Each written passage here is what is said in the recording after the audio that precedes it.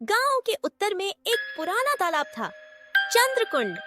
लोग कहते थे कि वहां रात के समय एक यक्षिणी आती है जो चांद की रोशनी में नाचती है। जिसने भी उसे देखा वह कभी सुबह तक जिंदा नहीं रहा। रवि, शहर से लौटा एक नौजवान, इन बातों पर हंसता था। उसे भूत प्रेतों पर विश्वास नहीं था। एक रात पूर्णिमा थी। पूरे गांव में चांद की दूधिया रोशनी फैली थी। रवि ने ठान लिया कि वह उस चंद्र यक्षिणी को देखेगा। वह टॉर्च, कैमरा और बीड़ी लेकर निकल पड़ा। जैसे जैसे वह तालाब के पास पहुंचा, हवा ठंडी होती गई। पेड़ों के पत्ते बिना हवा के भी सरसराने लगे। चारों ओर सन्नाटा था। बस दूर किसी उल्लू की आवाज गूंज रही थी। तालाब के किनारे पहुंचते ही उसकी टॉर्च की रोशनी झिलमिलाने लगी। पानी में चांद का प्रतिबिंब चमक रहा था। लेकिन तभी उसने देखा, एक और आकृति चांद की परछाई के बीच झलक रही थी।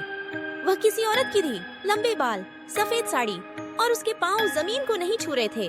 अरवी की सांसें तेज हो गईं। वह कैमरा उठाने ही वाला था कि वह औरत अचानक मुस्कुराई।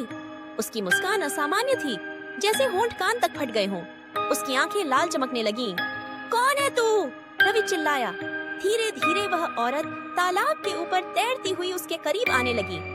उसके गले में चांदी की चेन थी जिस पर एक काला पत्थर लटक रहा था। आवाज आई, मैं चंद्र यक्षिणी हूँ जिसने मेरी शांति भंग की। उसका जीवन मेरे चांद में समा जाएगा। रवि पीछे हटने लगा, पर उसके पैर तालाब की गीली मिट्टी में धंस गए। वह हिला नहीं पा रहा था। यक्षिणी अब उसके बिल्कुल सामने थी। उसके बाल हवा में ऐसे उड़ रहे थे जैसे कोई अदृश्य शक्ति उन्हें हिला रही हो। मैं सिर्फ देखना चाहता था, रवि ने कांपते हुए कहा। यक्षिणी की आंखों में नीली लपटें उठी। देखने की कीमत चुकानी पड़ती है। उसने अपना हाथ बढ़ाया। हवा में ठंडक जम गई। अचानक तालाब का पानी उबलने लगा, जैसे उसमें आग लगी हो। रवि की चीख रात में गूंज उठी।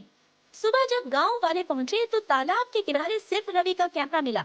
उसमें एक ही फोटो थी, चांद के बीच एक औरत का झूलता चेहरा और उसके पीछे खड़ा एक परछाई जैसा आदमी, जो शायद खुद रवि था। तब से हर पूर्णिमा की रात उस तालाब के पास एक पुरुष की आवाज सुनाई देती है, मुझे जाने दो। और उसी चांदनी में यक्षिणी की परछाई फिर से नाचती दिखती है।